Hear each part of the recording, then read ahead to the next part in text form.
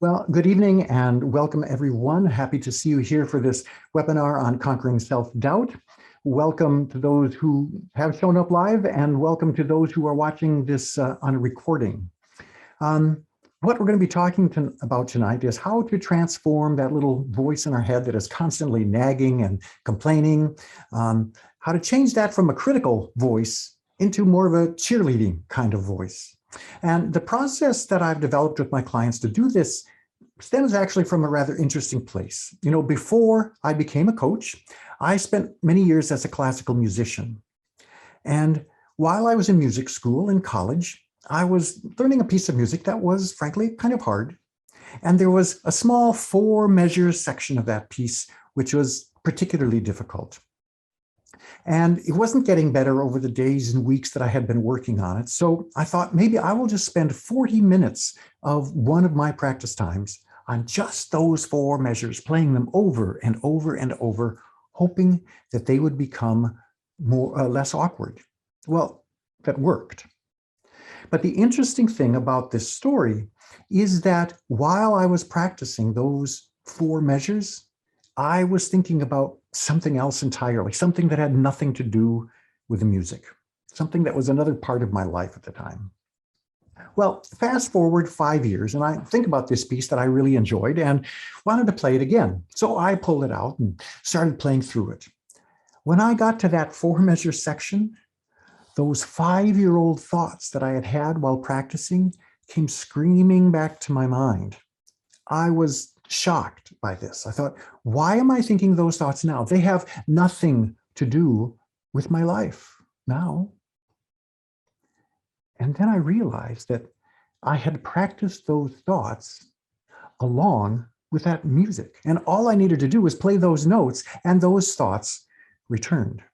And I thought, wow, you know, wasn't choosing my thoughts consciously. What if I had chosen thoughts to practice that were more supportive, that would probably help me learn the piece better, that would help me perform it better? This very strong habit I'd created was clearly a strong habit, but what would happen if I had consciously chosen those thoughts that would be much more supportive? Well, as the years go by, as a performer, that's actually what I got good at doing. I got good at training my mind to think what I needed it to think when I needed it to think it. So then we fast forward a few more years, and there were a few roadblocks sort of cropping up in my own life. There was, you know, my career was fine, but it seemed to only go so far. My relationships were a bit few and only so deep.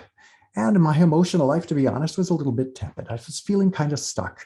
And there was this voice in my head constantly telling me what I could and couldn't do, all the limitations this voice was putting me under. I was feeling like I was suffocating. All I heard was the word no. And then I thought back to the skills I had learned performing. I wondered if I could use those same mind training skills I had learned to change this voice in my head that was always complaining. Well, when it worked, I realized that I had the power really to change my life as well as to help others change their lives with the same process. So now as a coach, I spend my time helping my clients really transform that voice in their head from one that is constantly arguing for their limitations into a voice that champions their potential. Now, when we think about changing our thoughts and this negative voice, I guess the first question that comes to my mind is, what are thoughts? Well, thoughts are actually just neurons or the brain cells communicating with one another. There are signals from the outside, vibratory signals like light or sound that come to us that are received by our ears and our eyes. Little signals, electrochemical signals, are then sent to those brain cells, which activate and talk to each other and sort of look through what you might think of as a database almost in our brains to find similar experiences so that it can maybe figure out what is really going on out there. Because our brain doesn't see, our brain doesn't hear. It just takes in information and tries to figure out what is likely going on. And when these neurons communicate with each other, little connections are made. And once you've made a connection, it's way easier for that same connection to be activated again and again. And then these same networks create, even more connections with more neurons. And you get this really powerful process in our brains to go from point A to point B very quickly because it's drawing on the resources of so many different brain cells. And the more we think a certain thought, well, the stronger those networks become that surround that thought, and the easier it is to think that same thought again. It basically becomes a habit. And that is really the first phase of transforming your voice from a critic to a cheerleader, is to recognize what self-doubts are. What they really are just habits of thought. We think these thoughts, the neurons get wired together and we think them again and again, and they are just habits.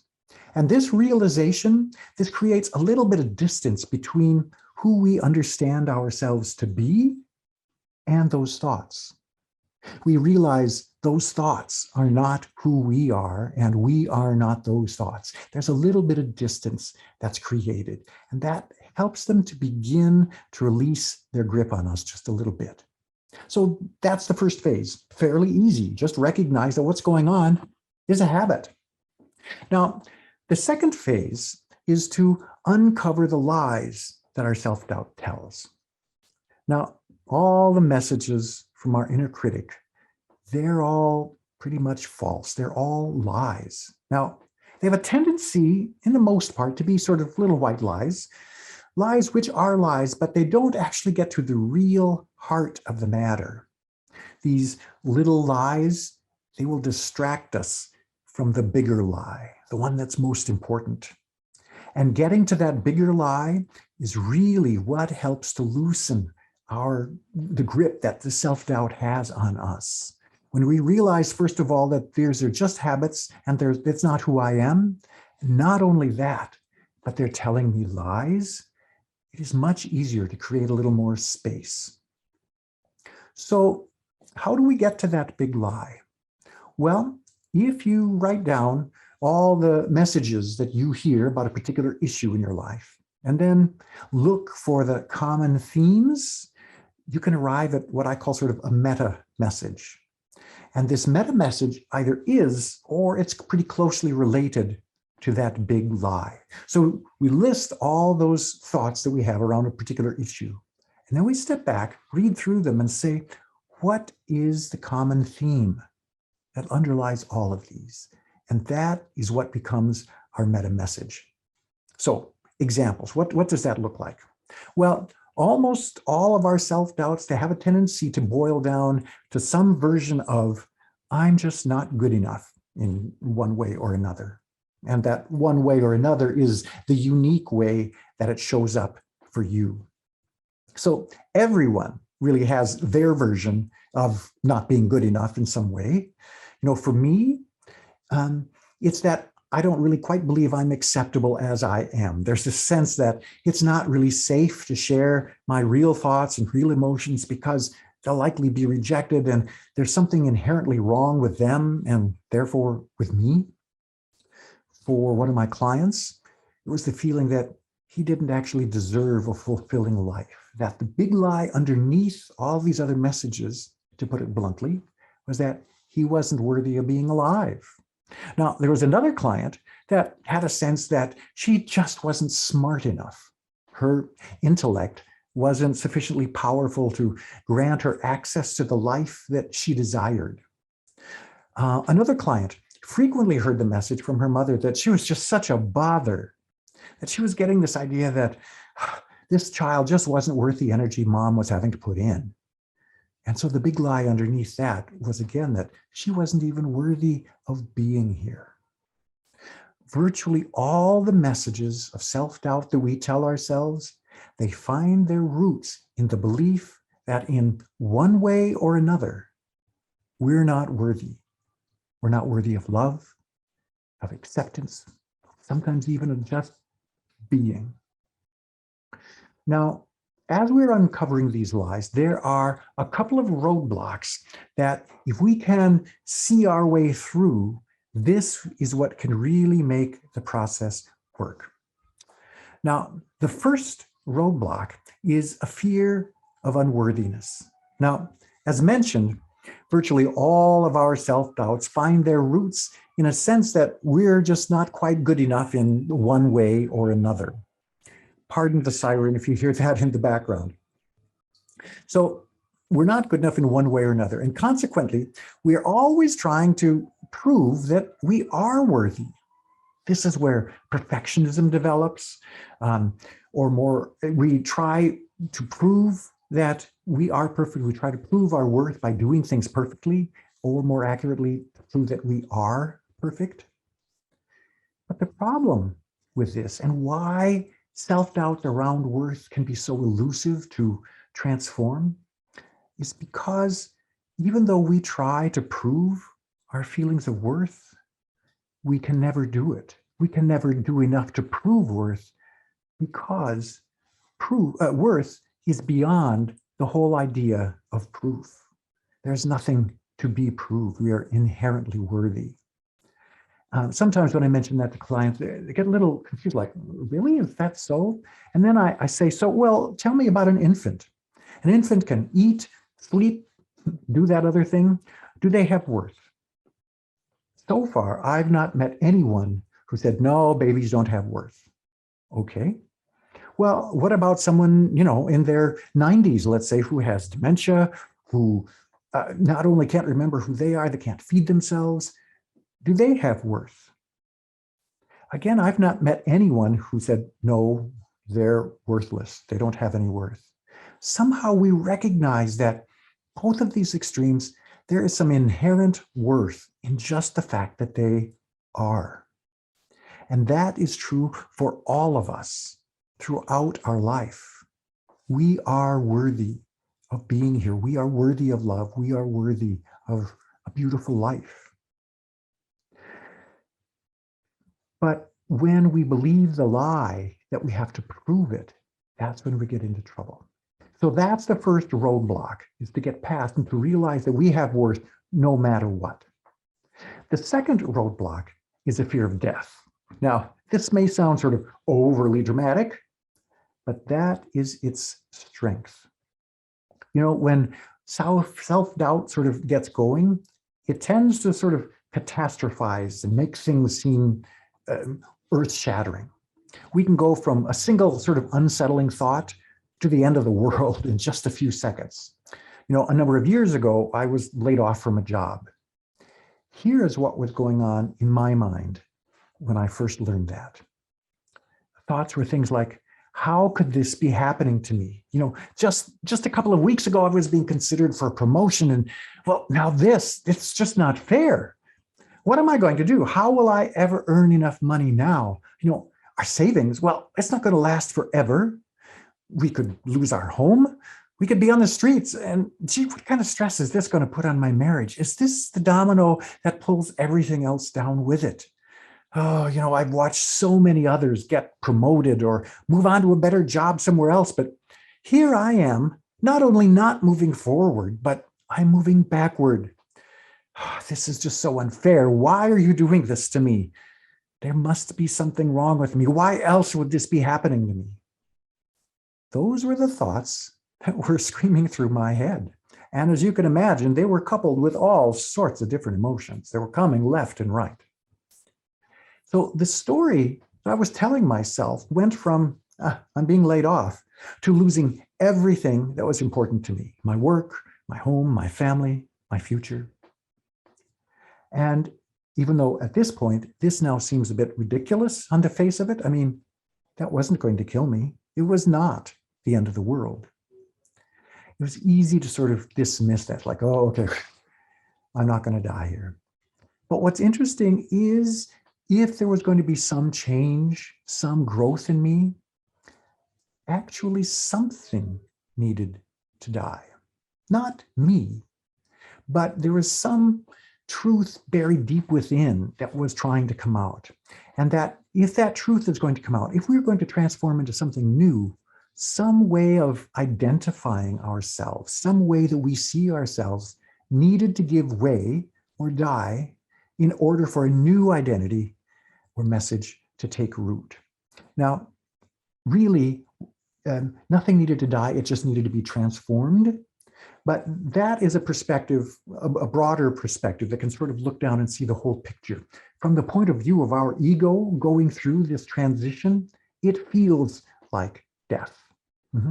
So this idea that if we can realize that there is something true, that something in us needs to give way, something needs to die, if you will, from a certain perspective, in order for something new to arise. This is what's important. That first fear, the fear of unworthiness, it is a falsehood that appears to be true. That's why it's tricky. The second one, the fear of death, is a truth that appears to be false. So this is a really complicated little mess of things.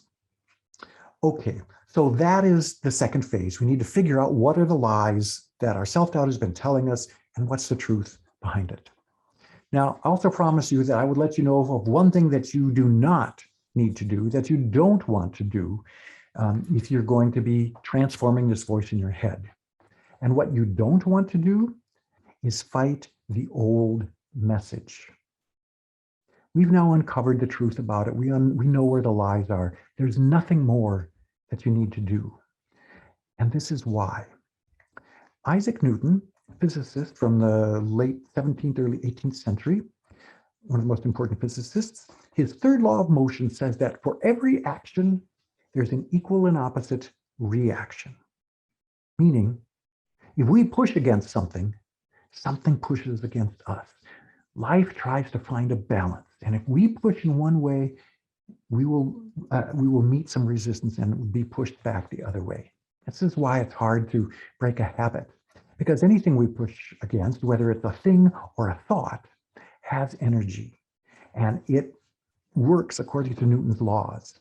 Now, the other idea to sort of explain this comes from Carl Jung, psychologist from the end of the 19th century, early 20th century, student of Freud. He is probably most famous for saying, what you resist not only persists, but grows in strength. Now, he was talking about personality traits, aspects of who we are that we don't really want to recognize. He called it the shadow, parts that we try to push away and say, no, I'm not cruel, I'm not mean, I'm not whatever it is.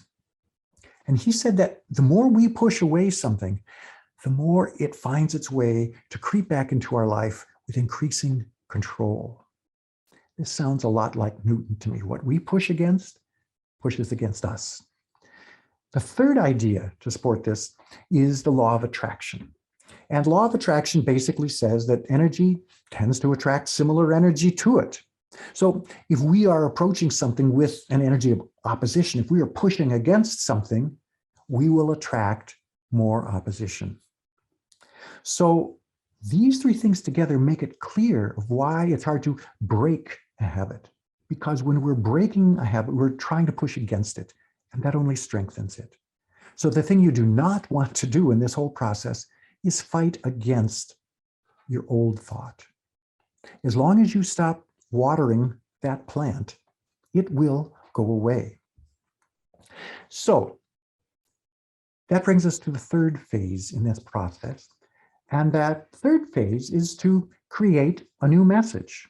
You know, once we have created that space between you and those messages of self-doubt, we realize that we and those thoughts, I and my thoughts are not the same thing.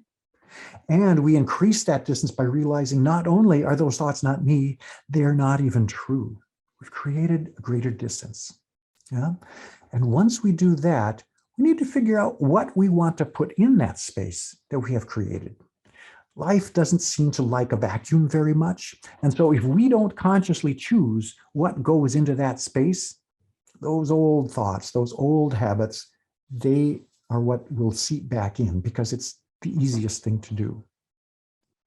So how do we create a new message. What do we need to do with this new message? Well, whatever we come up with, it needs to address that meta message that we came up with earlier. And it needs to sort of address the fears that we have around our version of worthiness or about what aspect of us needs to die. So we need to create a message that speaks to all of those things, a message that feels strong, that feels empowering, and that feels believable. Now, there are lots of ways to go about creating that message. And in the Conquer Self-Doubt group program that I will tell you a little more about later, we go through in detail all the ways for creating this message. But tonight, I would like to just show you one very quick and powerful way to get started. This method sort of gets your head, your intellect out of the way, and it opens you to a more intuitive sense about what this new message needs to be. So what we're going to do here is I'm going to lead you through a little guided meditation. And this sort of meditation or visualization that we'll do tonight, I use this technique in a number of ways and different times throughout the group program. So this gives you a little feeling of sort of the kind of thing that is part of that program. So what I'm going to ask you to do is, find yourself in a comfortable place. We'll go through a little centering, and then we'll use your imagination and your intuition to create some new images that can help you create your new message.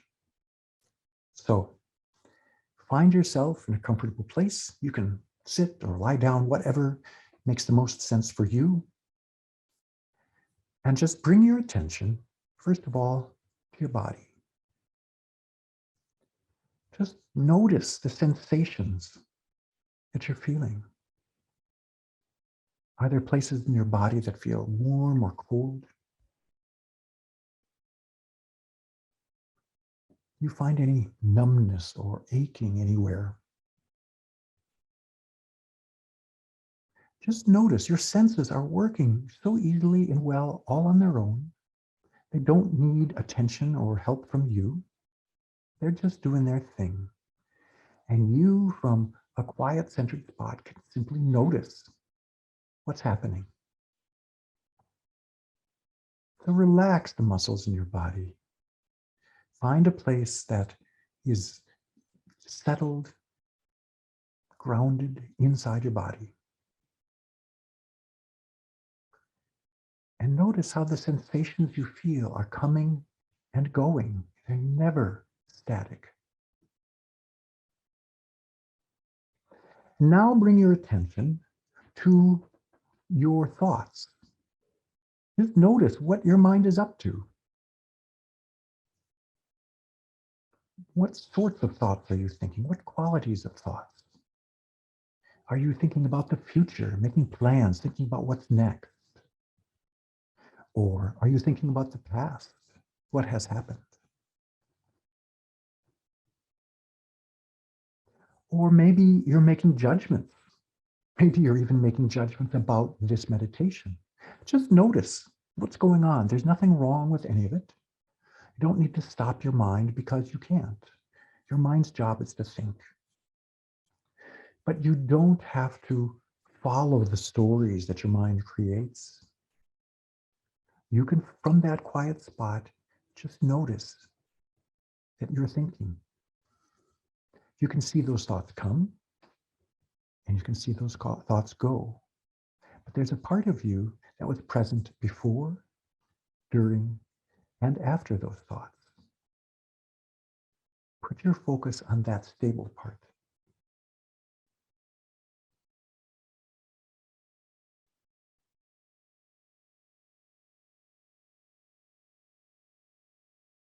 Now bring your attention to your emotions. What's happening there? What is it that you're feeling in this moment?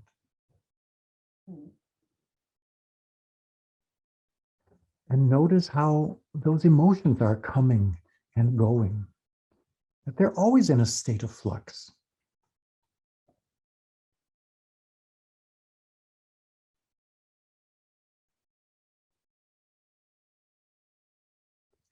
Now, from that quiet, centered, stable place, bring your attention to your life as you're experiencing it now. And see how all those self-doubts that you came here with are showing up for you. See how they are affecting your life. What's the effect they have on your work? Do they keep you from doing your best work? What effect do they have on your relationships? Are these self-doubts allowing you to show up in your best, most loving self?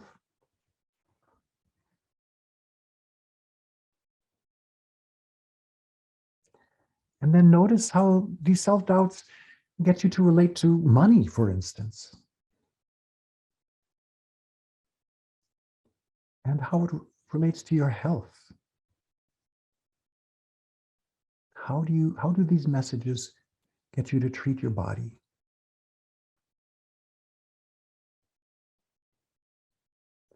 Now really feel into that. Notice in your body where those feelings are. And how would you describe those feelings? What images do they bring up in your mind? Do they have a texture or a shape or a color?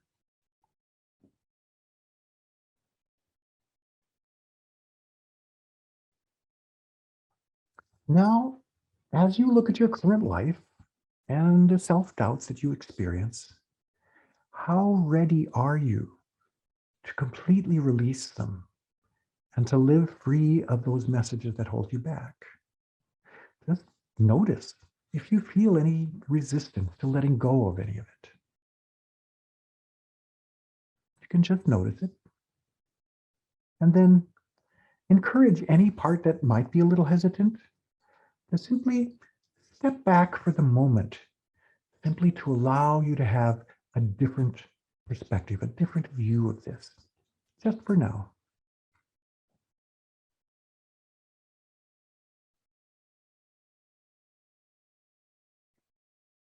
Now in your imagination, see the image of a wise spirit approaching from the distance. You can feel that the spirit is kind, it's caring, it's powerful. And somehow you know deep inside that it has come here to help you. Just notice what this spirit looks like and express your gratitude for its presence here and now.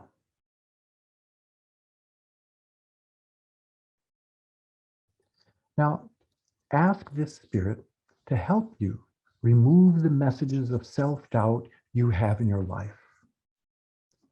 Let it know that those messages aren't serving you and that you would like to live free of them.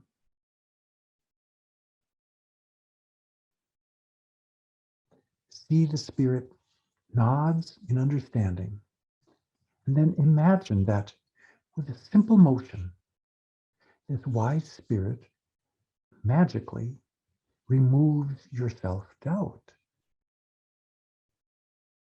You notice something that the spirit did removed those doubts. You don't know what or how, but you feel suddenly different, maybe unburdened.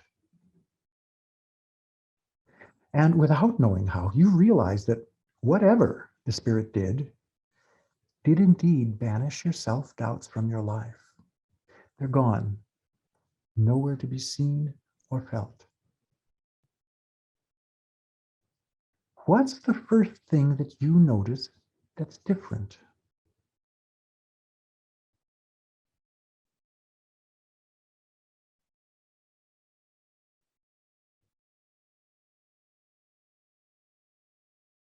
Notice how this new way of being feels. Even notice how you stand or sit with this new feeling. Really let this feeling sink in. Freedom from those self-doubts.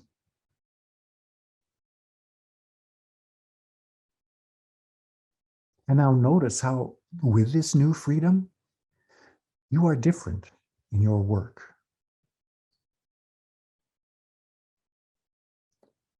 What effect does this difference create? How do you show up at work now? What is different in your relationships?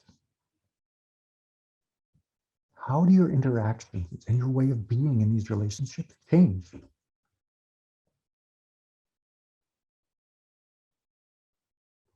Notice how you relate to money in this new way of being.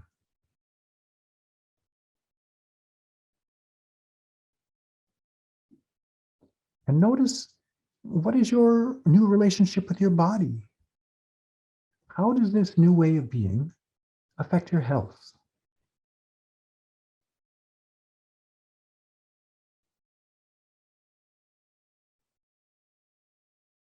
Now, step back and take a broad view of your future life without all those messages of self-doubt. What do you notice from that broad view?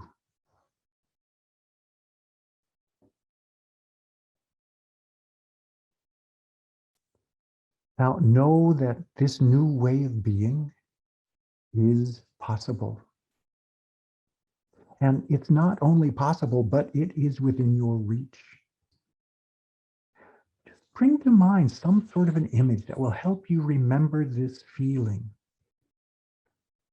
And just enjoy this feeling for a bit.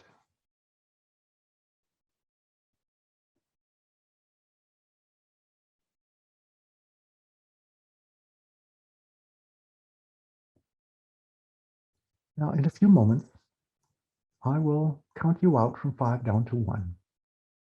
And when I reach 1, you will return to this time and place, but with a clear image of life on the other side of those self-doubts that you brought with you tonight. An image that feels inspiring and hopeful. 5, 4, 3, 2, 1. Welcome back. Bring a little life back to your body. Wiggle your fingers and toes a little. But keep this feeling, this message that you received in this visualization. And you can use the messages that came through there to create this new message. This can inform what you need to say, how it needs to feel. Now, that is one of the techniques that we use. Now, you can see how powerful and deep these last 2 phases in this process are. There's a lot to them, which is why we've spent the majority of our time tonight on them. But before we get to the very final phase of this process, I want to let you know about an opportunity to take what we've done tonight further. There's a group program that begins in 2 weeks in which we'll go through all 4 phases in detail. If what we talked about tonight has resonated with you, this group program will really help you to get to the core of the lies that your self-doubt tells. And it will help you craft a new message that is custom designed for you. And it's this custom piece that makes this process really work. Now, this group program, it's only a 4-week commitment, and it's a combination of online work that you do on your own schedule, and weekly webinars with a group. Now, the online portion of this consists of 5 videos that describe the process in detail. There's a free introductory one, and then each week you have a new video. There are downloadable notes for each of the videos so that you don't need to take notes on your own and you can just absorb what's going on. There's a 17-page workbook that brings all this knowledge back into your life. And then each module also has a guided meditation, somewhat similar to what we did tonight, that really takes the learning that you've had and puts it in your bones. Now, there are 4 modules that cover each of the 4 phases. You'll see here on the slide that there's actually a 5th module, and this is an optional one for coaches who want to use the same method with their clients. We go through the process of how to help other people use this. That's an optional module for coaches. Now, each module is dedicated, as I said, to one of the 4 phases that we are talking about tonight. And it will probably take you maybe about an hour per week per module to complete all the tasks on your own. So 1 hour a week is not too much, and it can be split up. It doesn't need to be one single hour. Now, in addition to this online self-guided part, there are live trainings each week, live webinars. There are individual private coaching sessions with me to help you really get to the bottom of the lies and to create a really powerful message for yourself. Plus, I am happy to create private WhatsApp group chats for people to stay in touch in between these webinars. And if people are interested in an accountability partner from the group, I'm happy to facilitate that as well. So that's what is included in the course itself. So the dates for the upcoming one, they are Monday nights from 7 to 8:30, the webinars, and they begin on February 21 for 4 consecutive Mondays, or 5 if you have the optional one. And they're all here on Zoom from the comfort of your home, just like this. Now, as you can see, when we put together the costs of the online portion, the live Zoom webinars, and the individual coaching, the value of this program is about $750. But I am charging only $485. I want to make this a really accessible, positive deal for everyone.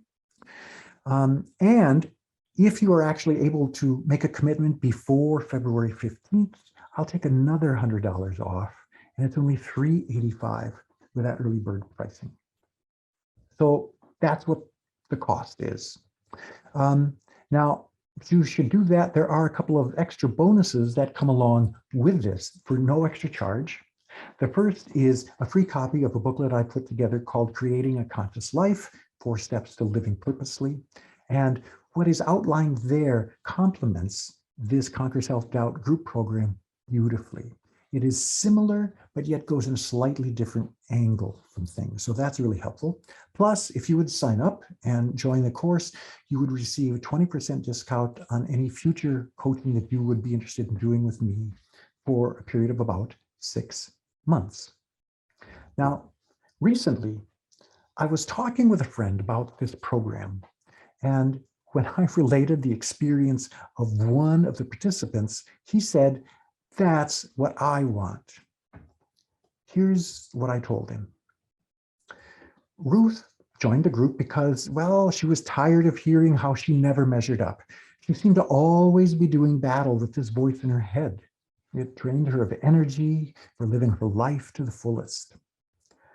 And after only the 2nd module, Ruth had a major breakthrough. She said that uncovering the lies and realizing the truth about herself helped her for the first time in her life feel whole. Now, the emotion that came through made it clear that this was huge for her.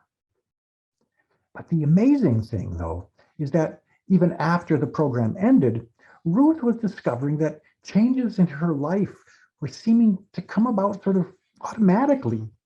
Suddenly, she was organized when before that had eluded her.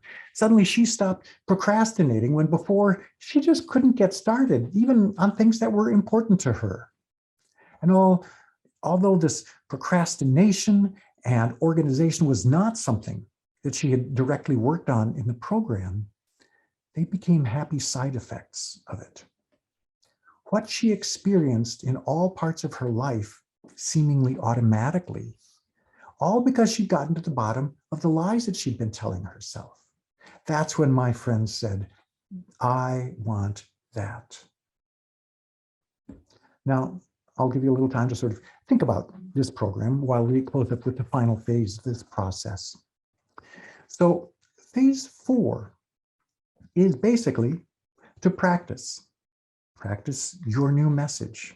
And when I say practice, I mean practice like you would a musical instrument or your tennis or golf swing. We set aside specific time to do something repeatedly in order to get better at it. That's what we want to do with this new message.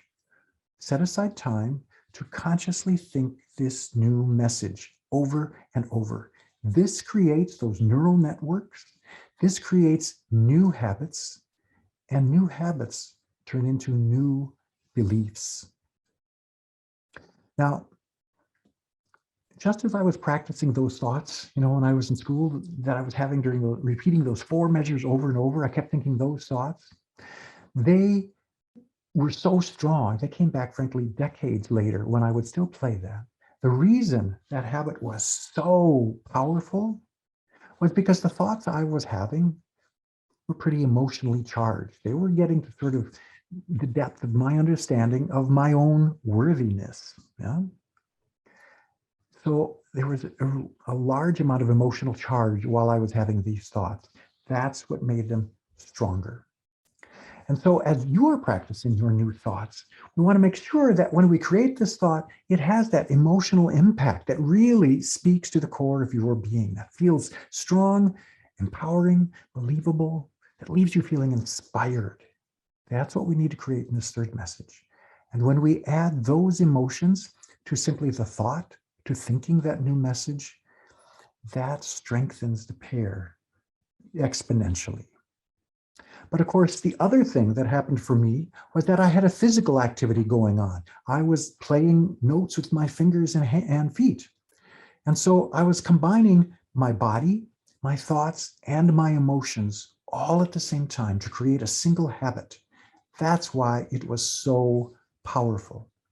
And so in addition to creating a new thought, to really feeling the emotions that a well-created thought brings, we need to add some sort of physical activity that gets our body involved in this, something that supports the new message and the emotion. Now, this physical activity can literally be anything. It could be a blink of your eye. It could be a punch in the air. It could be a power pose. A lot of people like that feels really good. That changes their way of feeling easily. It could also be as simple as pushing down with your big toe against the floor. This motion doesn't have to be something anyone sees. It just has to be effective for you. Now, having said that, the more of your body that's involved, the more powerful this combination becomes. So you want to practice the thought and the emotion and your physical activity all at once. You put them all together, and that creates a very powerful habit very quickly. Now, that's everything. That's the whole process. Recognize self-doubt for what it is, a habit. Uncover the lies that it's been telling us. Create that new message, and then practice it. Now, as I've mentioned, if this resonated with you, then you know the impact that this could have for you. And if that's the case, I'd love to see you in the Conquer Self-Doubt group program. You can register in one of 2 ways. You can simply send the registration fee via Venmo. Make sure I've got your name and email in there. And on this slide, I've included the QR code that you can easily find me on Venmo. Or you can go to the link that I'm putting in the chat here now, and I will also include it with the recorded part of this video. You can go to that link to register. Just click on that link, and then if you scroll to the very bottom of the page, you can click the button and sign up through PayPal. Please note just above that button, the coupon codes for the early bird discounts. You'll see them. And that discount is good through February 15th. That's what I have for you tonight. I hope that you have found this helpful, that you have, I'm even hoping, found it inspiring, that you would love to join the group. Because if this feels, as I said, like something that resonates for you, that really brings you to life, you are the perfect candidate for this group, and I would love to see you there. So thank you so much for joining me in this webinar tonight, and I hope to see many of you soon.